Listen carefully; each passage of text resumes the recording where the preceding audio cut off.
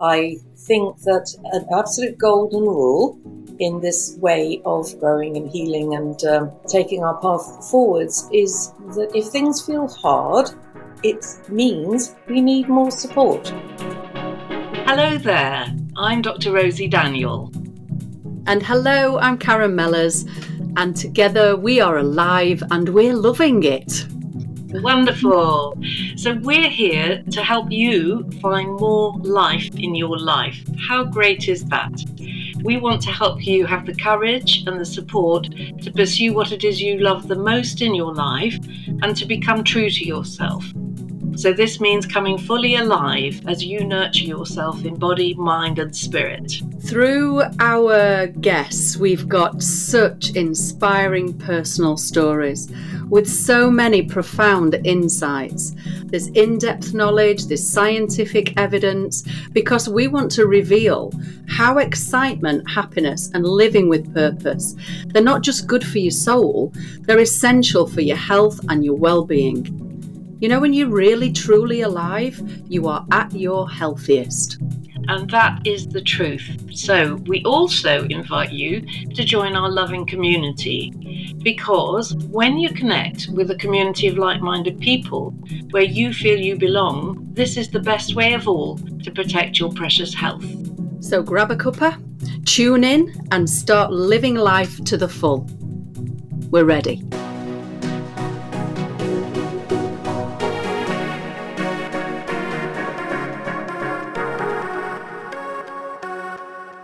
Hello again. Good to be with you for our second episode of Alive and Loving It. Today we are dropping into even deeper water with the health creation principle being true to yourself. And our expert for our very first expert recording is our very own Dr. Rosie Daniel. Hello, Rosie. How are you?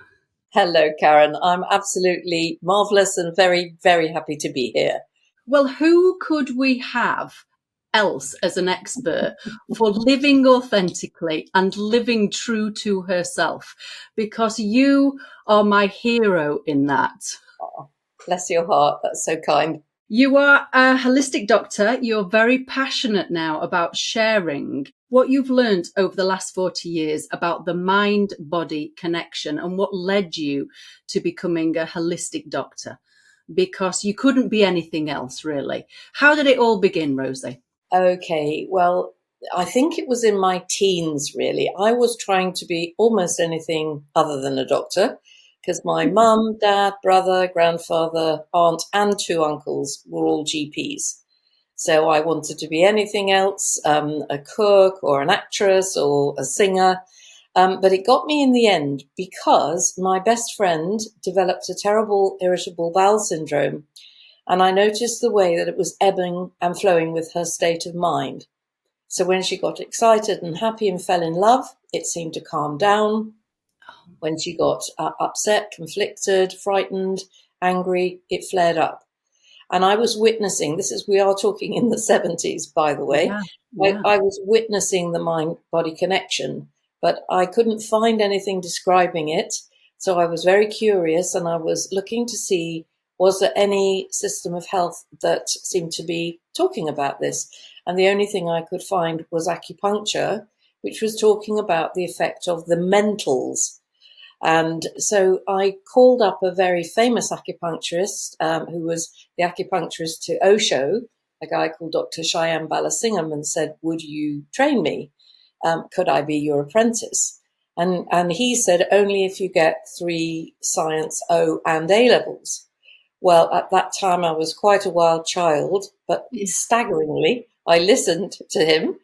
It was the voice of authority, and I did it. I went to college and I did it. And during that time, I had the insight or the download that I needed to be a doctor to be a bridge between these worlds of orthodox and complementary medicine. That it set me off altogether on a 13-year training journey just to get to be a doctor and then a GP. And that's before the training in holistic medicine. But wow, has it ever been a rewarding and fulfilling path? On behalf of all your patients, can I say thank you? Because the advice I get from you has just been life-changing, Rosie. So much hard work. But so what is a holistic doctor, and how did you train to be one of those? Okay, so in holism, the idea is that we are a being with multiple levels of body, mind, spirit, all sitting in the environment, not separate from, but just part of our environment, the social networks, the connections that we have. And in this model, the idea is that all the levels affect all the other levels. And so when it comes to looking at disease or dis-ease, it could be arising from any level. So it gives us this much broader lens through which to see how somebody is and to work out what is ailing them. And the other fascinating part of the holistic approach is that the truth shines out of every pore, so there are iridologists who can tell how you are from your iris. There are graphologists who can tell how you are from your handwriting. There are reflexologists who can sense how you are from your feet and the reflexes in your feet, and so on. An acupuncturist will take your pulse from the wrist. A shiatsu practitioner will take your pulse from the hara or the belly. So there are all these different ways to look at the whole. And so it can be both diagnostic, but also you can give treatments through those different modalities, which is just totally brilliant because, we can all receive healing in different ways. There are some people who will never find healing on the end of an acupuncture needle. Yeah.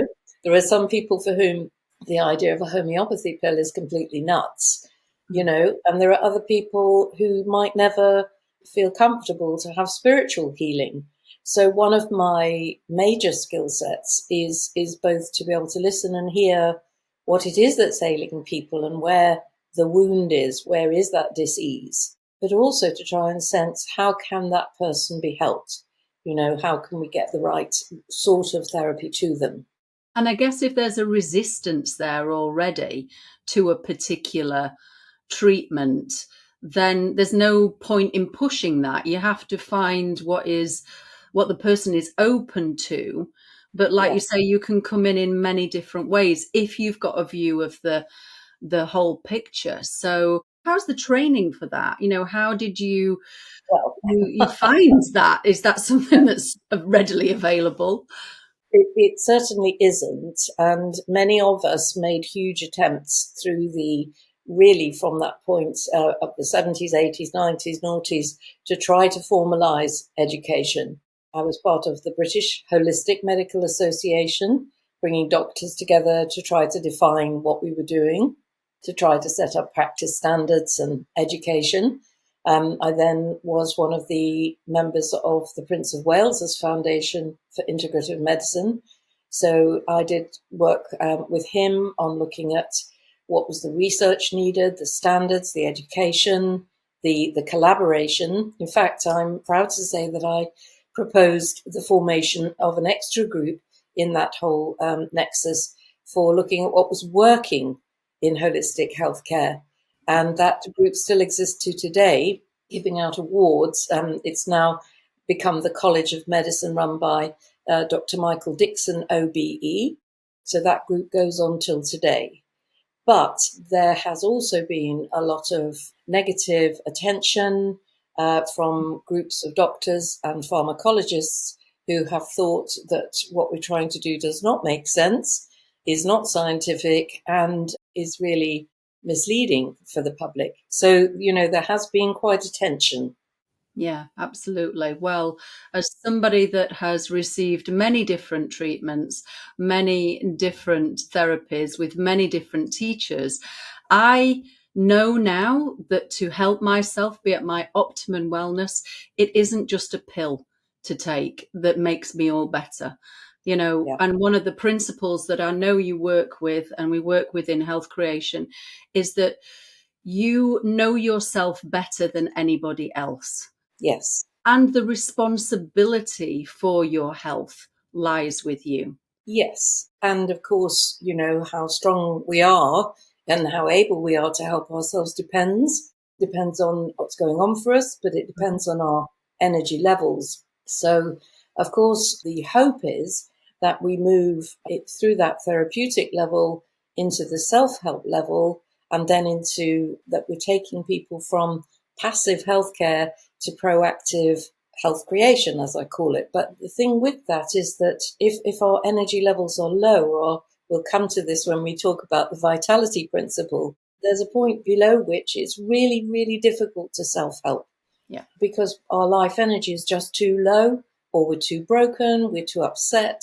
And so at that point, we need passive input of loving support and maybe healing or therapy to lift us to the point where self-help becomes possible. Because otherwise, it's just plain cruelty.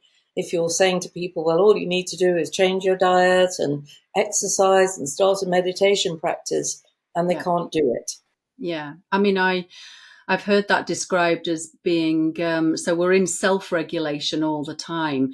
You know, we're trying to bring ourselves back into that state of balance. But if our self-regulation goes out of kilter, or it just stops because there's been a traumatic event, either one single event or over a long period of time, and our life energy is so low, then we need co-regulation.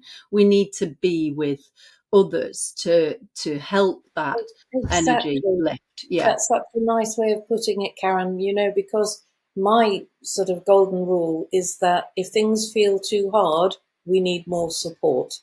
Yeah. Most of us grown up thinking, oh, if you can't do it, you're weak, or you've got to try harder, or, but actually, if people soften into, it's really feeling hard for me to go for a walk, let me get a friend to go with me.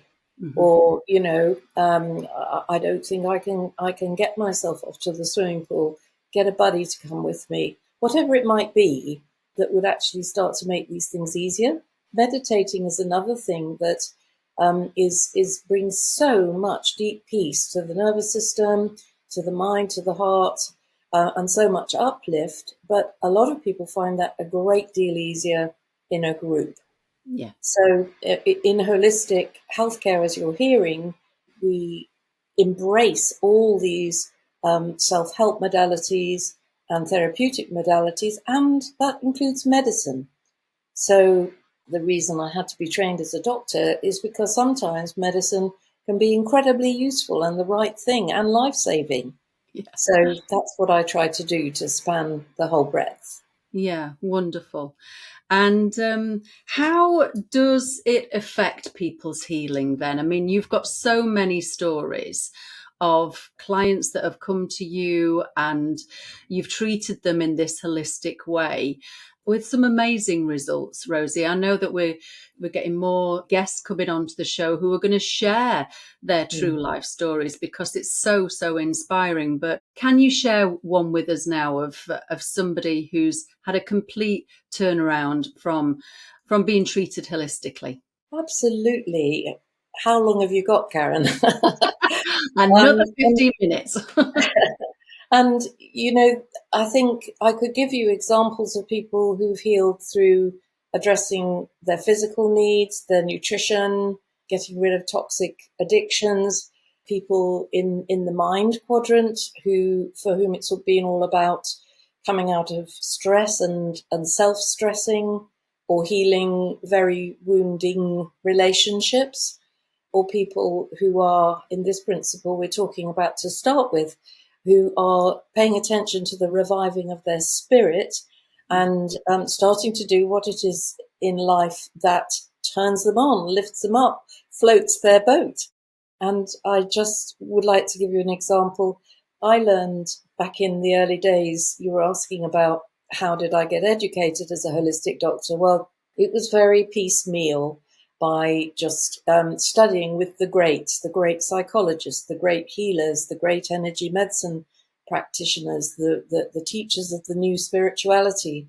So really, it's been a lifelong learning process. And the way I learn is by trying things, by jumping in, by going on those courses, retreats, by having different therapies, so that I can match what therapy might suit which person. So somebody who came in the early days to the Bristol Cancer Help Centre was the extraordinary Larry Leshan, who was a psychologist, a transpersonal psychologist in New York way back. And he wrote a book called Cancer as a Turning Point. He said, get people living like they're a kid on Christmas morning. So, doing the things that they love the most. So Larry's story is of a man, he was dying, supposedly, of a pancreatic tumor. And he was a friend of Larry's. He went to the hospital and said, look, I hear they say you're dying, but what was it in your life you always wanted to do? And he said, oh, for goodness sake, Larry, he got drips, he was in a hospital bed. He said, can't you see, I'm approaching the end. And he said, well, come on, just play with me. What might you have done differently in your life, And he said, well, if we're playing, the thing that I really, really, really wanted to be was a sculptor. And he said, so what happened to that? And he said, well, my parents said, you'll never make a living, you'll never be able to support a family. So what did I do? I went and became an architect, a good architect, but a bored architect. And anyway, so Larry then said provocatively, well, if I could find you a sculpting course to go on, where would it be? I said, well, of course, everybody who wants to sculpt would have wanted to go to Florence. So you've guessed it. He went off, he found a course, he bought this guy tickets because they were mates, and he came back to the hospital and said, right, you're going. I've got your place on a sculpture course in Florence. And so the guy, pulled out all his drips and put on his clothes, and off he went. Well, the story goes that he spent nearly 18 months in Florence. He did that course and many more. He got himself a little apartment. He even had a love affair, and his health came back. He revived when he was living his passion. Anyway, after a year and a half or so, people at home were saying, what about your home life? What about stuff at home? Aren't you going to come back? Well, the guy went back again, back into his old home and his old lifestyle and his own patterns. And within 2 or 3 months, he had died. Oh. So very dramatic story. And I can't resist telling you another one of Larry's favourite stories. He had a guy who came to his office saying, can you help me? Got lymphoma. I have tried everything. What can I do? So again, Larry said, what is it that you love doing most? And he said, well, it's really difficult for me to tell you what I love doing most.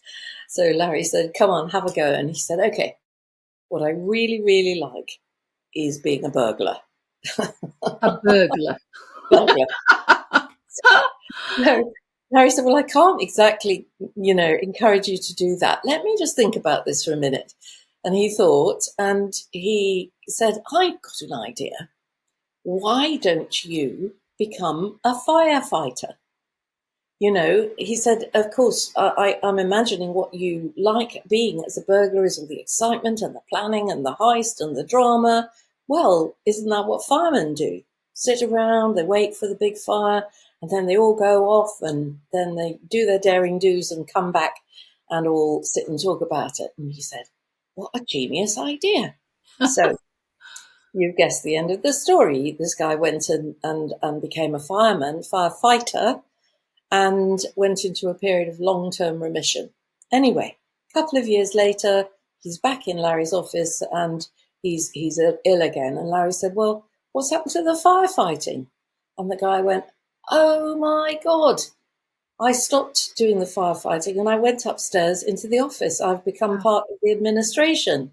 Oh. So in both stories, when they were out of the energy of the thing that really excited them, then the body started to fail again.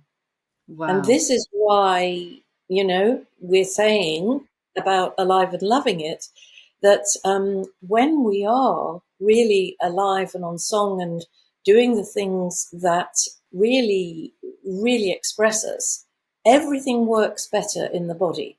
The organs work better, the tissues, the cells, the gene expression changes, because now we've had the subject of psychoneuroimmunology, how the mind and the endocrine system and the immune system connect together. But since then, we've had this whole question of the microgenetics. So it's called epigenetics, how our genes change on the basis of the environment that they're in. And that can be the food and the plant phytonutrients, but it can also be excitement and happiness and the state of mind, which can literally change how our genes are expressed. While we are alive now, our genes While we are can alive. change. So that really changes if we get told, it's hereditary. You're going to have this dis-ease because it's hereditary. Does that challenge that then? That actually, if you change your environment, change the soil that you're living in, you become true to yourself, then there might actually be a different future for you. Well, yes. So with people with a genetic predisposition, say, to cancer, it means that for most of us, there are about 6 mutational steps that have to happen for a cell to move from normal to cancerous. Yeah. In somebody with a genetic predisposition, there may be 2 steps less. So there's 4 steps instead of 6, but that's still, it's not a given that you will get cancer if you have a disposition. Got it. Meanwhile, in the holistic or the integrative medicine movement, we've become clear about all the things you can do to move your genes in the healthy direction. Wonderful. And one of my huge heroes is a man called Dr. Dean Ornish, who is an American cardiologist, who was the first guy who proved that with lifestyle medicine, you can reverse coronary artery stenosis. So that's what causes heart attacks.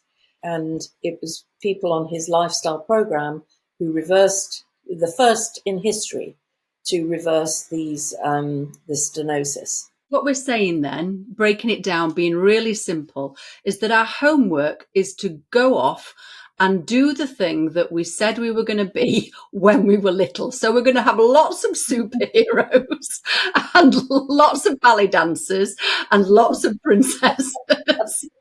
But that's amazing, or something like that. What's really landing with me is that if we find something that ignites us like that, and as we said in the last episode, pop the champagne bottle, you're fizzing and you're buzzing, that your spirit becomes alive. But that word spirit, I mean, let's just talk about it a little bit. I mean, we're not talking about religion here, are we?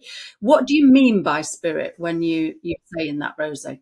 Okay, so how I break it down is that I've got my spirit with a little s, and I'm sitting in the divine matrix, which is spirit with a big S.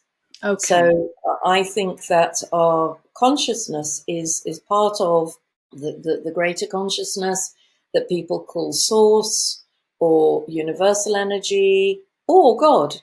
People think of God and this divine source of creative energy being all around us. Many people see it in that way. Mm-hmm. And interestingly, at this time, something like 69% of us say we're spiritual, 3% say we're religious, and as little as that. And it's a lot because of all the laws and rules and restrictions that have come along with religions from times in history when religions were used to control people, as opposed to teaching the message which runs through all of the big religions, the loving the nature of core truth, that we run on love, we thrive on love, we flourish with love, whether it's love for ourselves, for each other, for life, and to be living in either the Tao or what the yogis call the Vedas, the natural laws, which if we would all stick to those, life would be very, very different. Yeah. Well, I definitely think that there is more people becoming connected and awakening to the fact of the truth that we are part of this beautiful ecosystem. We are nature. And we are connected to it, and we live in a symbiotic relationship, and that we should work with the rest of nature and not against it. And that seems to be a reawakening of our species. And I was just wondering, is that something that happens to us at a certain age, or is it happening younger now for people? How have you experienced that awakening, Rosie? Well, I think for absolute sure, there are an awful lot of people awakening to their spiritual nature now more than ever, and particularly young people. I've heard the young who are coming in now described as crystal children or indigo children. They seem to come in with the kind of wisdom that's taken us a lifetime to accrue.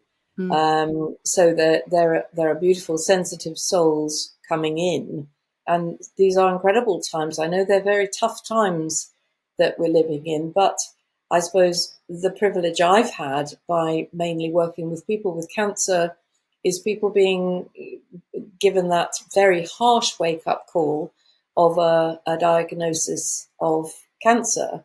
And what that does is it cracks people open into what's called the liminal state. Yes. So in the healing world, it's been known for ever and ever and ever that for people to shift and move, they need to be in that liminal state. So whether it's in ancient traditions, whether it's been sweat lodges or drumming or tantra or hallucinogenic drugs or there are so many different ways that people have used to lift themselves out of day-to-day consciousness in order for healing to occur. Yeah. But of course, fear is a huge wake-up call. So I get to meet people at a point where change is possible. And when you ask the right questions for people in that sort of state, in terms of giving them permission to be true to themselves and do the things which really turn them on and lift them up, of course they're ready to roll, and they're ready to embrace that. And so in that liminal space, if you meet with people who are loving and kind and permissive and encouraging, that you accelerate. On the other side, if you are in environments where people are frightening and it's cold and harsh, as sadly quite a lot of hospital environments are, that is magnified on the negative side. So it's been very important for me to be part of healing centres which are loving and supportive. I'm not saying that everybody dissolves into a puddle. There's challenge, there's work to be done for people to heal, because as we've mentioned, there are these 4 quadrants: body, mind, spirit, and environment, and that there can be trauma sitting in the emotional side of things. There can be very tricky repeating relationship patterns. There can be people who are living not true to themselves and feeling sad and dispirited in that way. So it's a very joyful thing to be a holistic doctor, because it's like you're on a detective mission and you're helping people find that life, find the unlived life, find where they dropped the stitch in the knitting, and take that back up again. Find that spark, and help the person find out who they are. And then also, it sounds like you're connecting them to resources and groups that are going to encourage that change. Because in that liminal space, as you called it, where transformation is possible, it's helped by love. It's helped by people who see you, who witness you, who are similar to you. And they're like all the ingredients of the cake, aren't they? To allow the alchemy of the change to happen. I mean, I'm really tuning into, there might be somebody listening that is is in that state of, well, I know I want to be different, or I know I could be different, but I daren't, fear, or being in a school, in an environment, in a job, Yeah. in a relationship where it's just that change, your confidence is knocked because it's chipped away at by Yes. another nervous system being fearful or not wanting you to change. And Yes. and I can really see how you help people. I mean, I know you've got lots of resources that you can share, and we will do in the show notes. But I feel it's very important to just let that person know listening that, Yes. there are places for you. You do belong. Absolutely. Yeah. Absolutely. And, there are holistic doctors like me who can start a process of unpacking what it might be that's ailing a person. And then going forward, so what I've done to try and spread this work is create a system of health coaching and mentorship known as health creation. And this is where these 12 principles have come. But also, I know you're offering circles, you and Joey Walters. And then, I think that we are a growing tribe of whether it's through meditation classes, yoga groups, qigong classes, healthy eating, and so on and so on and so on. It's like there's a growing tide of people who are moving into that loving, kind, compassionate relationship with themselves and each other that is just so beautiful to see. Yeah, there's I just want to mention as well, there's a couple of groups that I'm working with later in the year, a couple of amazing companies, one called Highly Sensitive Humans and another one called the If Crowd. And they're led both by an amazing woman. One lady's called Jules DeVito and another lady called Kirsty Allen. And they're really asking questions of, actually, is there, if you're lost, you don't belong, you're very sensitive and picking up on, things in the outside world, that it's uncomfortable to be in those spaces. They're just asking the question, is it you that there's something wrong with, or is it the environment, the school, the place, the workplace that needs to change? And just that change in perspective, it helps the person come back to their own power and, and believe that they are a unique expression of life and are how they are meant to be. And that is unique and beautiful and different, as well as everybody else. And that there's a power and a beauty in that. And there are many more groups like that appearing now. And I think I just want to say I'm so passionate about it because, my kids have gone through this, that find your tribe, find where you belong, and know that there is nothing wrong with you. You are beautiful as you are. Yeah, I love that. And as you're well aware, we have this very, very thrilling guest next time. So who exemplifies this principle? We have the amazing Hayley Mills, actress, who is gracing us with her presence to launch our podcast and to share her story of how she became true to herself in the wake of the illness that she experienced. Wonderful. And that will be in our next episode 3. And we can't wait to help Hayley share her story with everybody. And wow, we're at time again, Rosie. It goes so quickly. Thank you from the bottom of my heart for sharing your story and all the work you have put in to understand that mind-body connection and to keep understanding it, because I don't think you're slowing down, are you? I think it's just getting more and more busy. So thank you so much, Rosie. And thank you to everybody listening. And please come back and hear episode 3 with Hayley next week. Thank you, Karen. Thank you so much for joining us on this episode of Alive and Loving It. We really hope that today's conversation has sparked your passion and shown you ways to open up into the vibrant life that's possible for you. Absolutely, Rosie. I mean, we have to remember transformation begins with love, and that's self-love, love for others, and love for our beautiful planet. When you embrace love and you just allow yourself to receive as much as you give, you unlock the fullest potential of your life. That is the truth, and we're here to support you every step of the way on your journey. So if you enjoyed what you heard today, please join our community, check out our trainings and our services and the events where we can all go deeper together. And do please send us your feedback. We want to hear your ideas for the podcast, who you'd like to see us interview, the questions you want to ask, and get answered through the contact page on our website, aliveandlovingit.org. I can't wait to read them. And when you're there, be sure to sign up for our newsletter and updates. And what about following us on Instagram as well? We are at Alive and Loving It Community.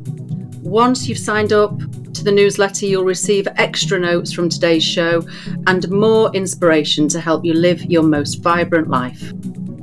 Thank you for being with us. Keep shining, stay true to yourself, and remember, this is your time to live your fullest, healthiest life. So until next time, keep doing what you love most in life. I know Rosie and I will be, always. We're so excited to connect with you on the next episode of Alive and Loving It. And we welcome you with open hearts to our Alive and Loving It community.